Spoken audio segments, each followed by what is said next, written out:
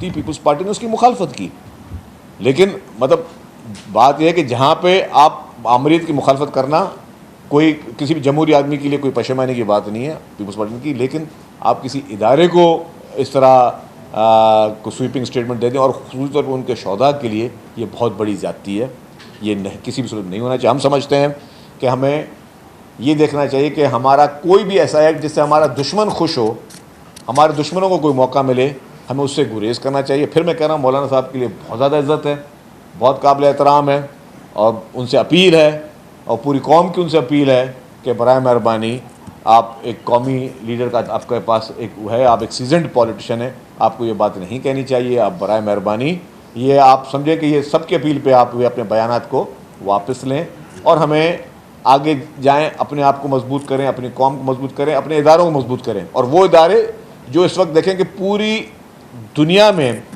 Islamic world میں الحمدللہ پاکستان ہی واحد ملک ہے جس میں کوئی میلی آنکھ نہیں رکھ سکتا۔ کیوں کہ اس ملک کو قائد عوام شہید ذوالفقار علی بھٹو نے ایٹمی طاقت دی، کیونکہ اس ملک کو شہید محترمہ بینظیر بھٹو صاحبہ نے میزائل ٹیکنالوجی دی۔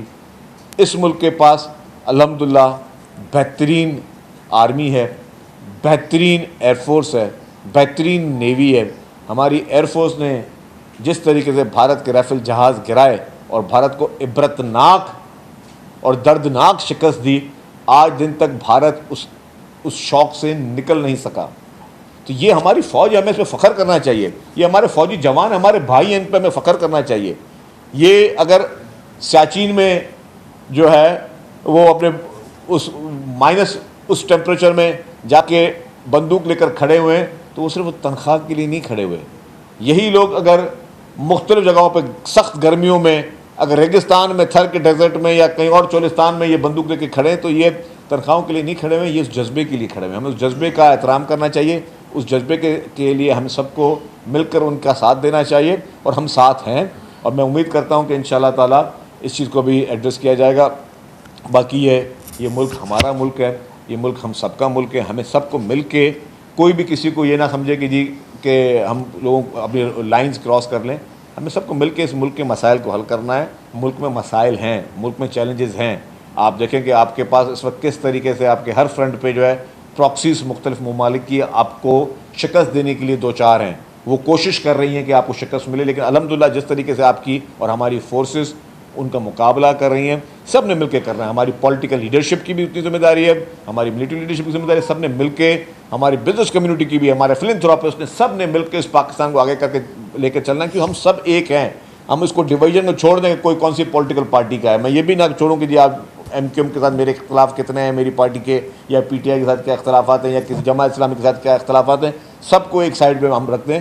ہمیں اپنے ملک کے لیے اس طرح کے سینسیٹیو ایشوز میں ہمیں سب نے ایک ہونا ہے۔ ٹھیک ہے، سیاست ہوتی رہے گی، اختلافات ہوتے رہیں گے، ہماری آپس میں تلخیاں بھی ہوتی رہیں گی، کبھی اقتدار ہمیں ملے گا، کبھی اقتدار نہیں ملے گا۔ جب بھی اقتدار نہ ملے اور ملے، لیکن ہماری سوچ کم از کم اپنے سینسیٹیو چیزوں کے لیے، اپنے اداروں کے لیے ایک ہونی چاہیے۔ شہزاد صاحب، مولانا صاحب کی اس تقریر کے بعد مولانا صاحب کے اوپر کیس بھی داخل ہوئے ہیں، اور کچھ لوگ یہ کہہ رہے ہیں کہ آرٹیکل 6 بھی لگایا جائے۔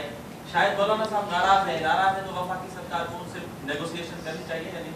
دیکھیں جی، میں نے آپ کو کہا کہ مولانا صاحب ایک سیزنڈ پولیٹیشین ہیں، ان کے لیے بہت زیادہ عزت ہے، اور انہوں نے ایک چیز کی جس کی میں نے پوری تمہید باندھی کہ جی بہتر ہے، میری ان سے گزارش ہے، التجا ہے، اور ایک عزت کا رشتہ ہے کہ وہ اپنے بیان کو واپس لیں۔ میرے خیال سے اس سے ان کے قد وقات میں اور اضافہ ہوگا۔ سر، قوم مہنگائی سے بہت پریشان ہے، اور یہ بھی منتظر ہے کہ کل وزیر اعظم ایک اور پیٹرول بم نہ گرا دیں، تو اس حوالے سے وفاقی